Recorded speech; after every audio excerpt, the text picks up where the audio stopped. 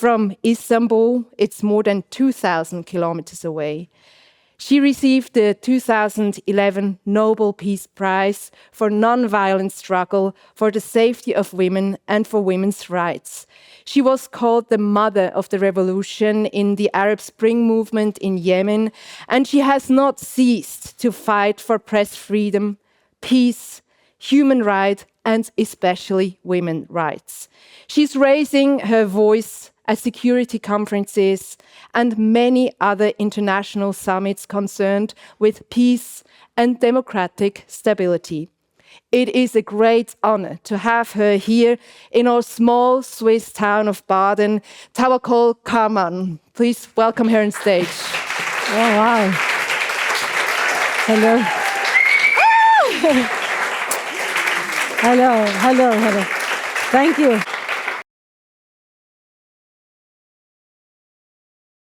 I know you came straight from your family holiday. Yeah. It's a special holiday these days. It's Eid ul-Adha. Yes. And maybe you continue your holiday here in Baden a little bit.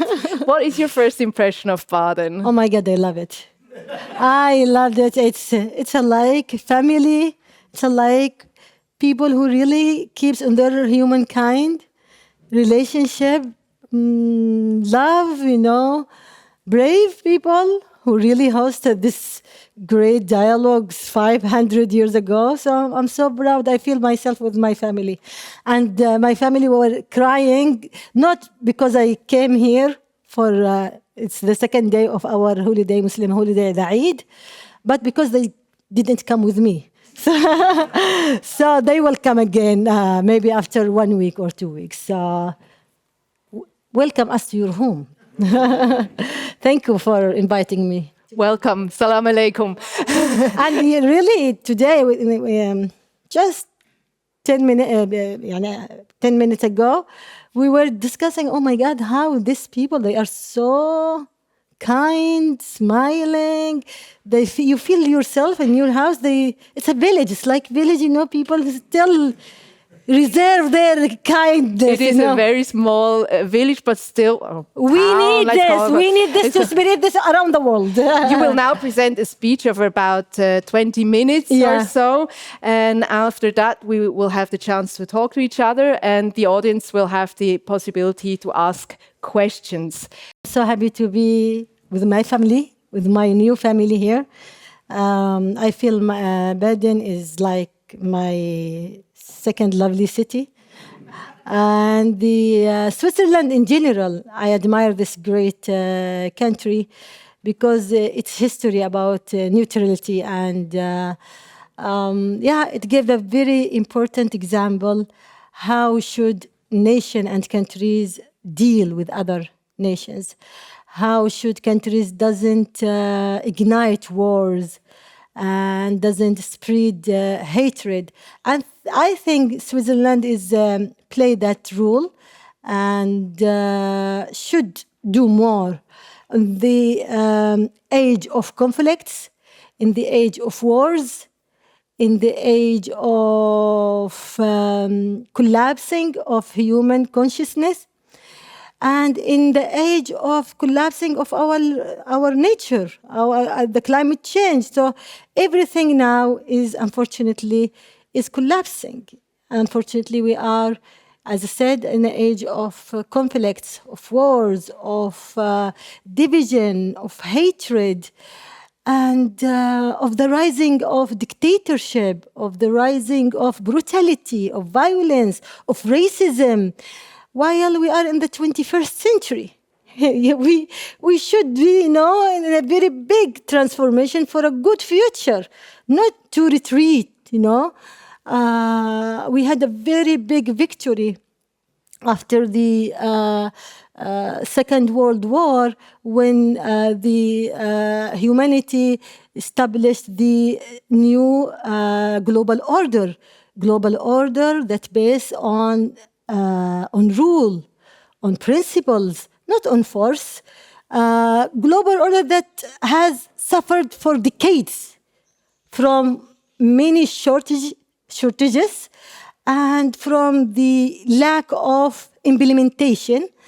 But at least there was global institutions that we can rely on, that there is some responsibility, some commitment from countries, from nations to respect other nations, or some degree of the accountability. So, but what we are witnessing now is the collapse of this global order, is the collapse of the relationship between nations, between countries, and unfortunately also sometimes within nations themselves. And this is a result of the rising of injustice. It's the result of the rising of dictatorship everywhere. And it's the reason of the declining on the human rights and democracy. And what we witness now in the rise of occupation, of killing, of wars, as I said, and as you know, dictatorship, is just the face of the lack of commitment from the international community to the global order.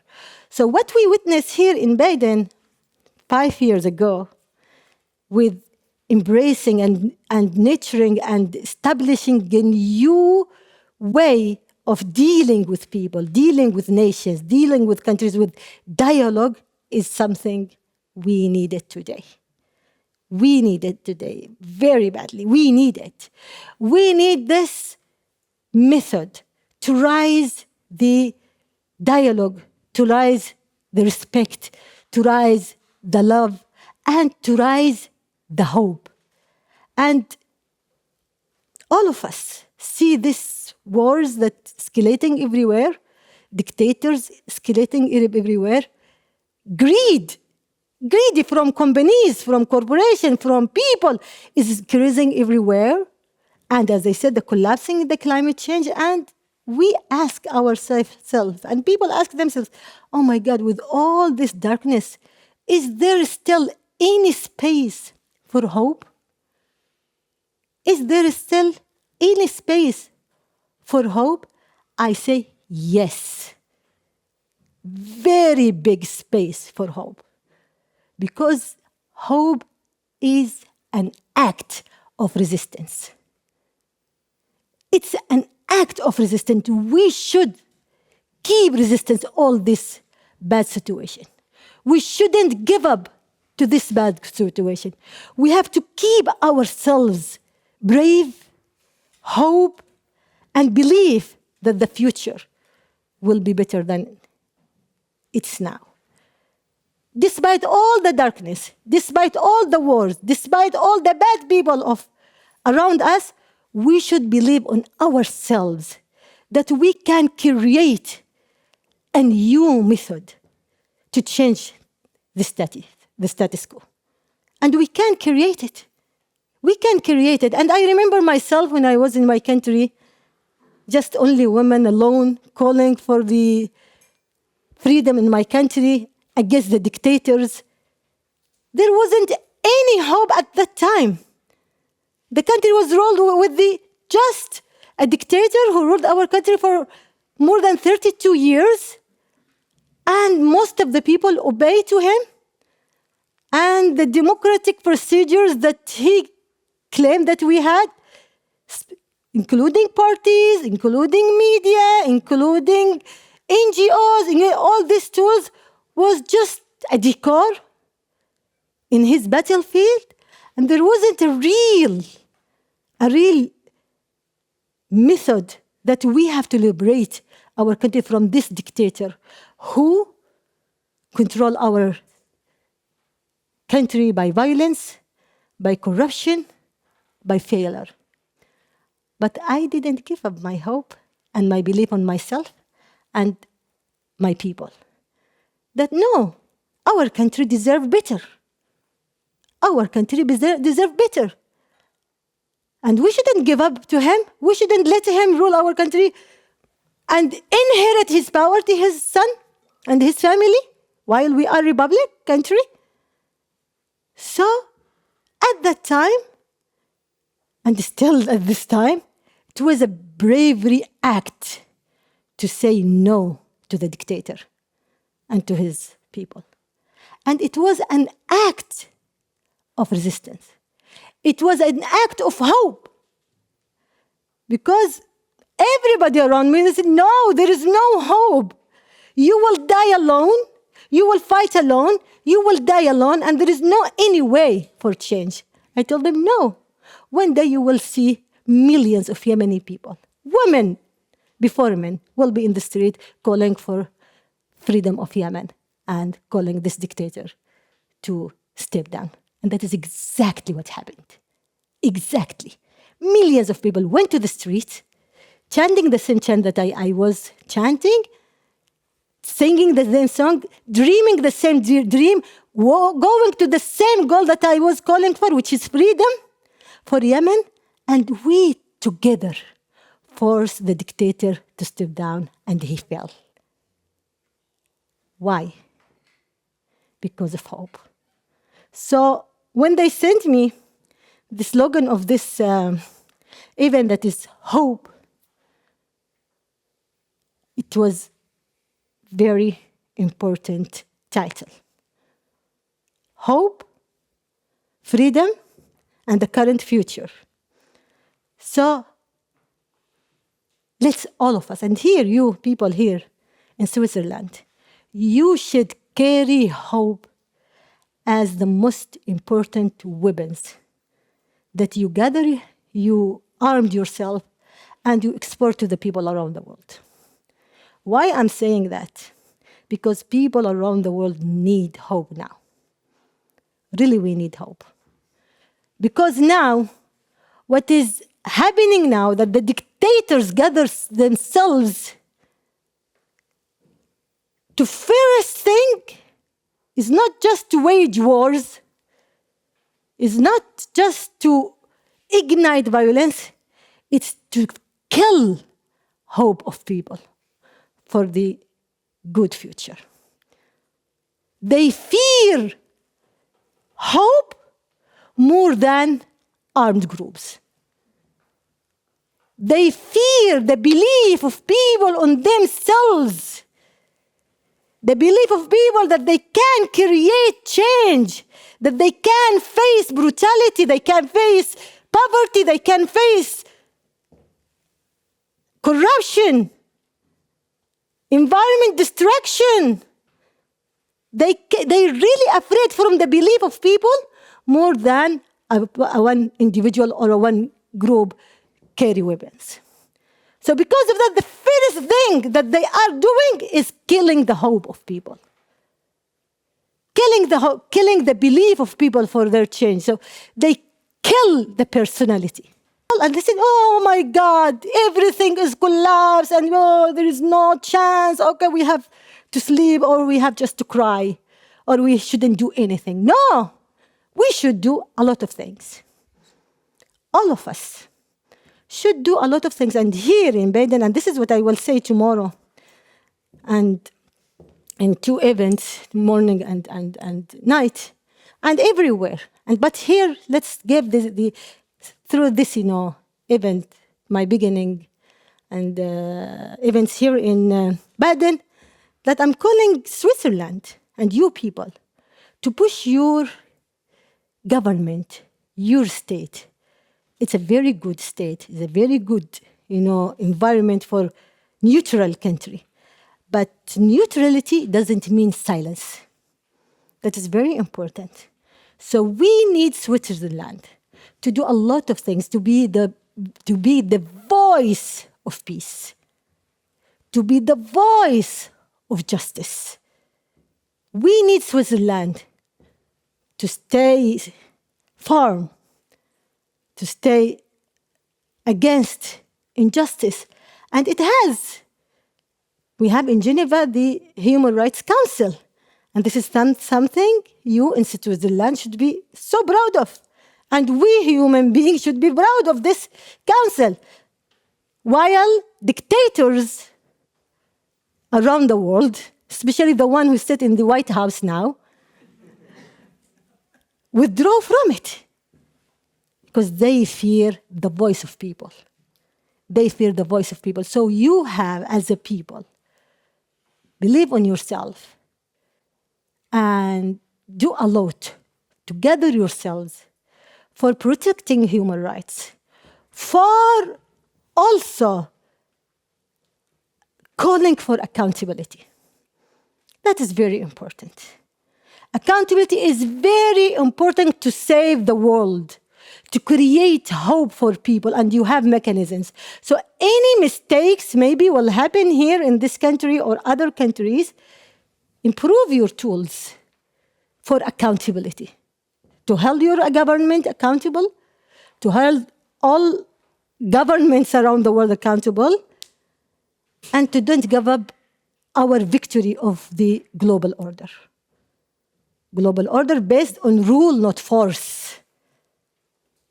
Global order that's based on international institutions, especially with justice institutions. And we should call for the reform. And this event is hosted by the Reform Church, which play a very good role in reform, religion and acting with people, etc., etc. But we need this reform to be implemented in the also international institutions. We need this reform to be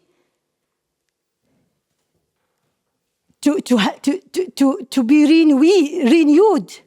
We need to make reforms in all global order, in the United Nations, in the International Criminal Court, in the Global Bank, in the IMF, in all the international institutions that will be with all people as equal, with the Security Council that only 5 countries control it with the veto.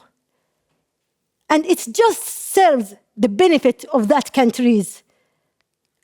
And we need, this is a new reform that deal with all people as equal. That we need that global order that fight the economic injustice. This big gap between rich and poor. Rich countries and poor countries, rich people and poor people.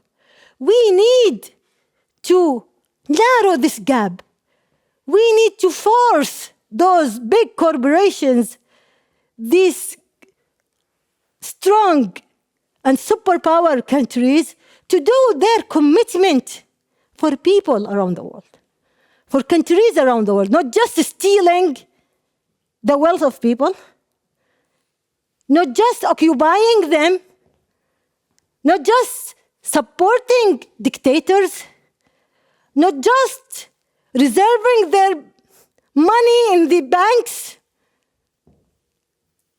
and helping them on money laundering.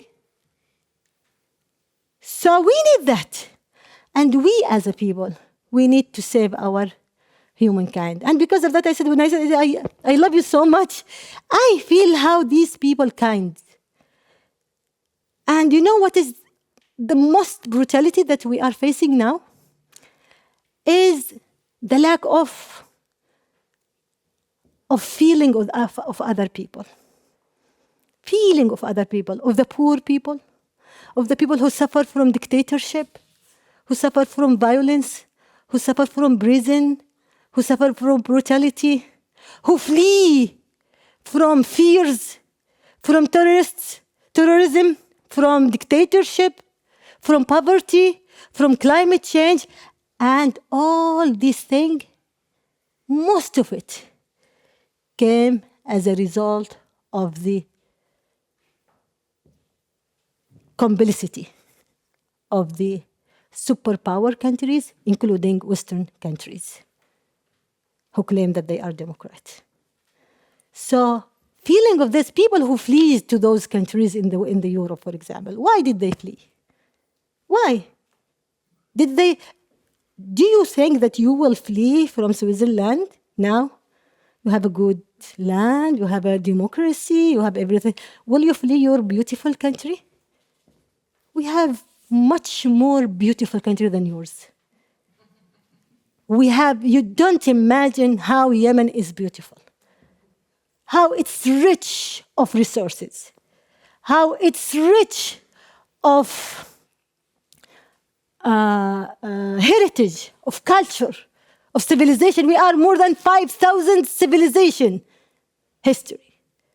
We have oil, we have fish resources, we have human people, we have gold, we have gas, we are the most important country in the Arab region, that in the geographic position between Africa and Asia.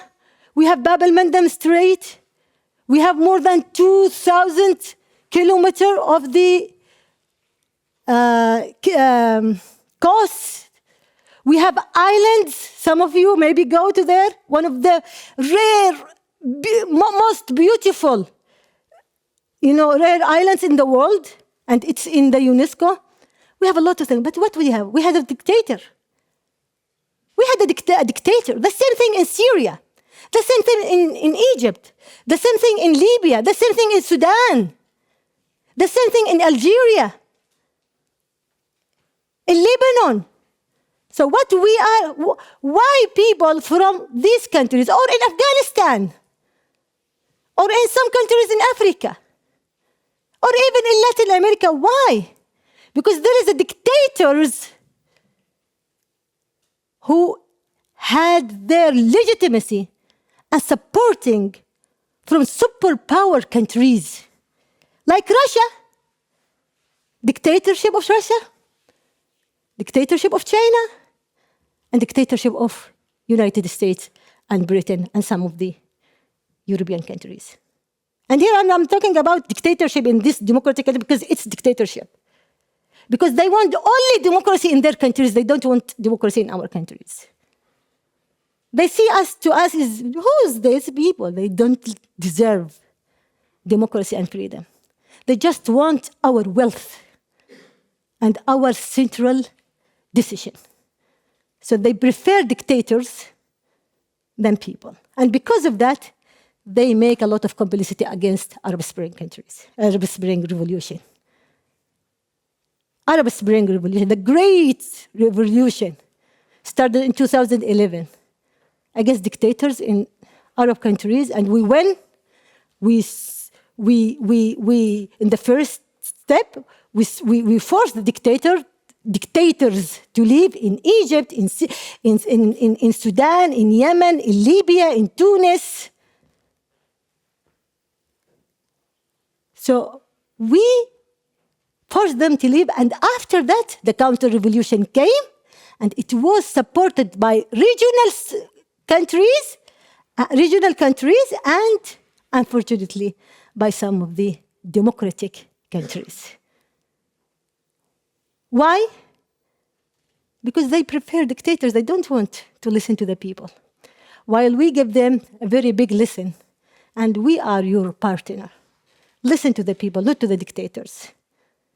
And now they are paying the price of lifting people behind. This is what we see now in a lot of Western countries, the wave of fascism, the wave of hatred, the wave of racism. People now hijack the most strongest country in the world and divide the society.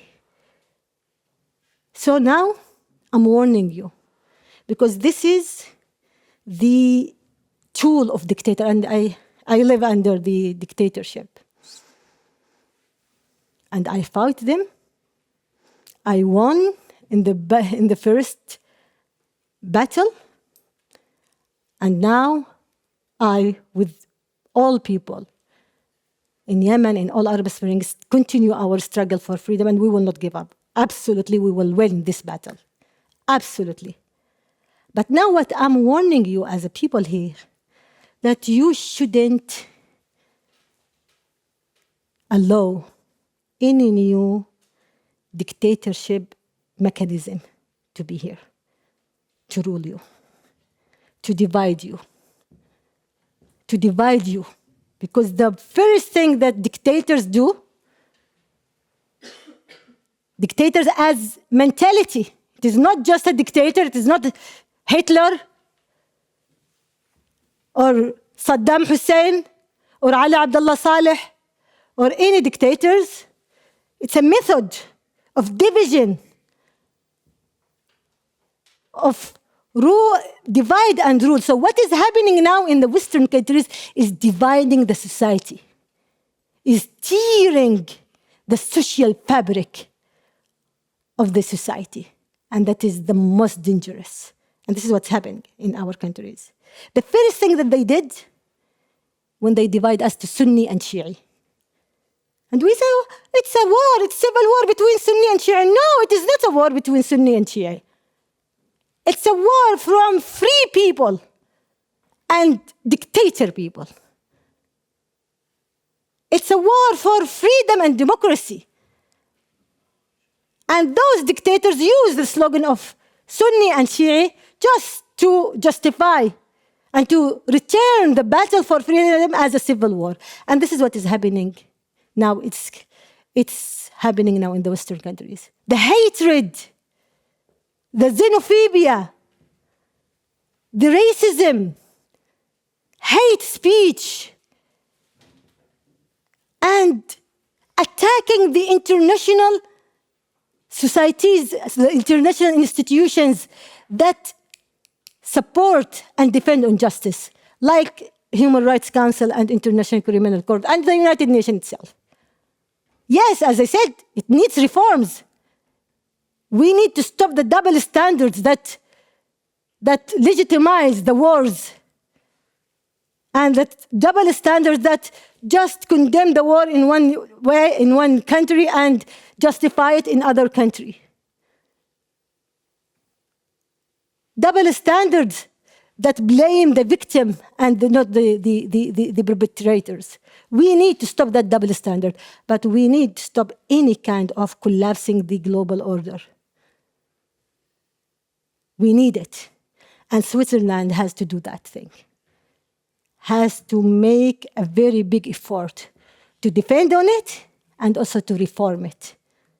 That is very, very, and you people in Switzerland should be the voice of people.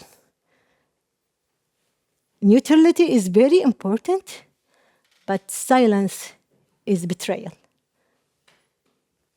You should be with the people who claim, who struggle for freedom, for democracy. And you should also, as we are against those dictatorship in the governments, we need also to be against dictatorship in the corporation.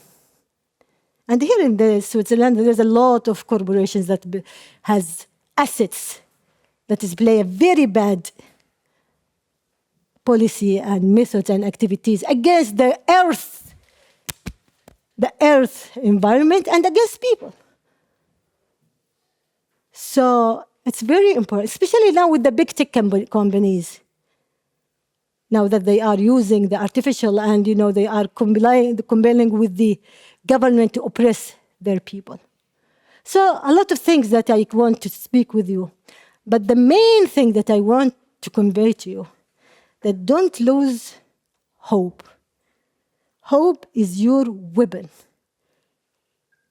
before all the hatred that is happening now, before all the wars that is happening now, before all the conflict that is happening now, before all the poverty that is spreading now, because hope is an act of resistance. When you own your hope, that means that you will create tools to save the humanity. Thank you so much. Thank you. Thank you. Not losing hope. Yeah. What is this stability within you that is getting lost in this world? For two reasons. First, because I believe in myself. And this is the magic password. You need to believe in yourself that you can create change. And you need to believe in yourself that if I lose hope, that means that I will lose purpose. That means that I will lose the cause, that I will lose the belief of people. That means that I will betray the cause, the goal, the noble values. So no, that is not me. That is not me. Hope is, for me, is a survival tool. For me, hope is a responsibility, is a promise for me and for the people to continue the road for freedom and for dignity. So I believe that I can do it. And without that hope, absolutely I wouldn't wage the revolution against the dictator. Absolutely. There wasn't any way, just one, light that can guide me to. It was total darkness. But yes, there is a hope. We are strong people. We have a great, potential. While people don't believe around, we don't believe Yemeni people just want to eat and they will not believe. I believe in them. Believe in myself. This is first. The second magic password, believing in people. That is very important. So when I believed in myself, I decided to be in the front line. Because if I were in the back seats or just lecturing people and go, then that means, okay, a lot of people can lecture. But when I started I wrote articles, I created my NGOs, I went to the street, I be in the calling Yemeni people to wake up and sacrifice my soul, my house, my money. They kidnapped me, they threatened me. So I was in the first line when I did. So this is number two, as I said, it's very important, believing in people. So I never doubt that people in Yemen or in all Arab Spring countries or around the world will not listen to the voice for freedom and dignity. So the hope now for me, I believe in people, and I believe more on who? On the young people. Young people now, I believe in them that they will stop all this shit. Yeah, they will stop all, I believe in them, so yeah. I think you said something very important. You lost everything, you said. Mm-hmm. You were threatened. You lost your home. You lost your relations back home. How this fear, I think, of losing things is a fear that keeps some people quiet because they might lose their home. They might lose money. They might lose their richness. How can we overcome this fear of losing things? It's very important to define yourself. Who are you? If you just want to live just for yourself and maybe your family, maybe you will fear a lot for these things around you. But even if you also believe that you should live just for yourself and your family, even with that, when you live under the dictatorship, also the dictatorship is threatening these two things. So the wisdom is not to ignore fears, but the wisdom is to be brave to break these fears. Because without brave, your whole family, your whole society, your coming generation will suffer more and more. So fear is a legitimate thing. But the thing is how to be brave. How do you describe as a brave woman or brave man? How do you describe yourself that if you want to change, if you like change, you have to break your fears. I didn't say that I never am super courageous, non-stop. No, you feel the fear. Yes, sometimes I feel fear.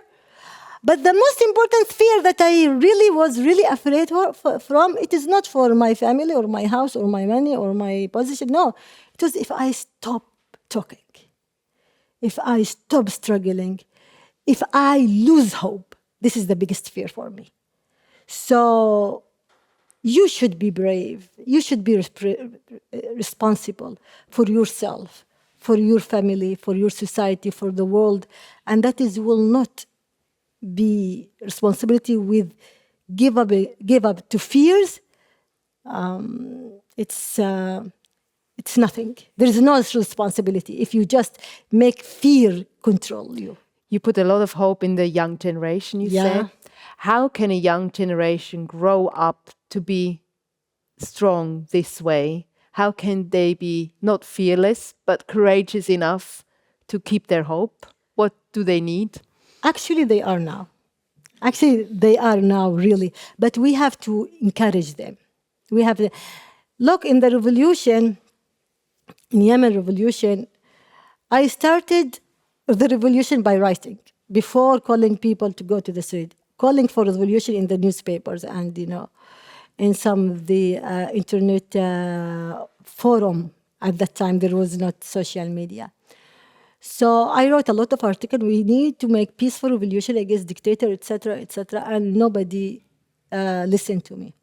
I organized many sit-ins and demonstrations in front of the cabinet with many human rights defenders and with victims, especially with victims. We call that freedom of square. It's a long story, but it was every Tuesday. Then it became every Tuesday and Saturday and Friday, and since 2006 until 2011. Calling parties, calling NGOs, calling people, please, we need to force this dictator to step down, to leave the authority. This is the only solution in Yemen. But when the turning point came, when the students of Sana'a University listened to me, the young people, I decided to go in front of Sana'a University instead of going from the cabinet, Freedom Square, walking to the Sana'a University door, calling students of Sana'a University, wake up, students, it's your time to do something. It's your time to. I called them to be in my NGO as women journalists, giving them training courses, calling them how you have to create change in this country. So when they listened to the voice, when they decided to make change, it happened. And this is what is happening now with the young generation. We see young generation in everywhere, in Western countries, in America, unfortunately now in Arab countries, they are unfortunately under the worst brutality from the government. But we saw a lot of the new generation that they are really has a very big awareness. They are using social media in a very good way. They are protesting through online or in the land for justice, for peace, against war, against occupation, against poverty. Most of them, they are young people. So we think that TikTok and social media just make our young people lose their. No, there is a very big good awareness. So we have to encourage them to do more, to be the voice of people, and we have to encourage them to be the leader, because what is having all this chaos is because the old leadership or non-leadership. So we need this new generation to lead the country because they don't carry the same weight of the hatred, of racism, of conflict. So I believe in them, and I think they will make a very big difference. We have to trust them, and we have to encourage them to do more and to use these platforms or other things as their tools to defend on rights in general. You were talking about the dictators, the new dictators in democratic countries. Who were you talking? Like here, you say in democratic countries, democracy is in big dangers. Where do you see this big danger? Just to in the United States. An example. Example first in the United States of America. If we come back to Europe, I didn't want to mention, but let's speak first, because the wave of, in general, the wave of polarization that is increased here in the Western countries, that is really danger. Dividing the people here, hating the hatred toward immigrants, toward the xenophobia itself, the hatred to others. They are left, they are right, they are extreme left, they are extreme right. And the the attacking of expression rights itself. We saw a lot of universities that arrest some of students. That, for example, they make protests for Gaza, for example. There is a lot of, oh my God. I live in the United States of America, and I see how the deterioration is there very much. And when the leader of the free world now attacking democracy, attacking human rights, attacking expression rights, attacking the legal system inside United States, expression rights inside United States and outside United States withdraw from 60 international institutions, starting with the Human Rights Council, and with the Paris Agreement for Climate Change, and make sanction against International Criminal Court, and make aid cut from their program was 6,500 program, and they delete 5,500 program. And we see some of this that is happening now in the Western countries. They follow America in that speed, especially in the Britain, in Germany, and in France. They started to cut the aid around the world. And as I said, now the attacking against international, international institutions, the interfere from the dictatorial regimes, including the dictatorial regimes in our countries now, they are interfering in your elections. Putin, the occupation of Ukraine, it is one of the things is a result of the Western countries giving up the human rights and the supporting of people in Syria, for example. So they encourage Putin and to do the same thing in Ukraine. So returning back to the democracy here in a very big danger, but I believe that you people will do a lot of things to protect it. I'm warning you because I'm still living in the authoritarian regimes. And what is happening now, I don't know a lot what is happening in Europe, but I live in the United States. It's literally what happened in our countries. They interfere in the legal system, the expression rights, the attacking parliament and Congress, the taking the decision alone from the president without going to the many things. So I hope that you will not do the same thing, but the fascism is unfortunately increased, the hatred is increased, and that will lead them, to cut the most important thing, victory that you had, which is democracy. Democracy is about having different views, talking to each other without making war. Yeah. Basically, how can we learn within this polarization you were talking about, learn to, again, talk to each other and not walk away from each other? How is this ability to talk, to listen to the other side, and to integrate it, how can it be learned? Look, it's one of the most important thing is in democracy is how to accept each other, how to respect each other despite our differences, despite our religions, despite our nationalities, despite our sex, our colors, etc. It's also a matter of vote that is important, the integrity and transparency of the vote. But also it's more than that, which is transparency. It's accountability. And this is very important. Accountability is the corner of the most important core of democracy. When the accountability is absent, there is no democracy. So the freedom of expression, the freedom of association, the separation of the independence of judicial system, etc. So it's a very big formula. So it is not just the vote, which is now there is a very big question on the vote. especially with the interfering from the outsiders, especially with the interfering of the platforms of the algorithm and through the internet and social media.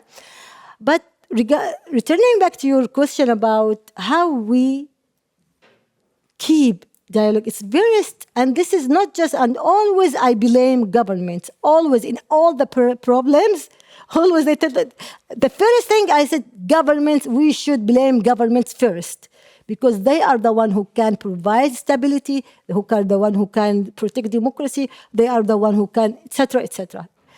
But with acceptance, with love, with coexistence, the first mission on us. It's a people. It's a people. It's a people. So you have to hug people around you. You have to accept people around you. You have to defend on them. You have to feel yourself responsible on others, and the others has to feel that he is responsible on you. So this coming from people itself. If we allow those governments, those dictators, those hidden powers to divide us, we will lose everything. So this is your mission, to protect the fabric of the society. Look, in Yemen, we had the worst war, and we suffer from the worst humanitarian catastrophe, as the UN said. But at the same time, we didn't lose our humanity. At the same time, we still love each other. When you go to Yemen, you say, oh my God, how these people inside wars, but people are still, tied to each other, protect each other, serve each other. They take the rule of government, the rule of militia, while it's poor countries. It's poor countries. So this is what I'm calling you. So you are great people. You are great nations. You are so kind, so educated, so have a lot of victory in many things. So consciousness, love, respect came from within the society. If you didn't allow them to tear you from within, they will not win. If you allow them, this is the biggest loss. The biggest loss. So we will lose all the battle when they divide us to Muslims, Christians, Jewish, non-believers, hate each others, or immigrant and non-immigrant, the fears. So look, the fears, the culture of fears, you don't think that it is something came from, it's ignited, it's organized campaign, fears from others, because they don't want states to be stable. They want to control it, and they will not be able to control it unless people lose their hegemony, their love, with each other. Many thanks. Never underestimate the power of the words. We were talking for just over an hour. And this is the power of words. Yeah, exactly. We're demonstrating the power of words and your motivation, your hope. Thank you very much, Tawakkol Karman, for coming to Baden. Thank you. Thank you. Thank you.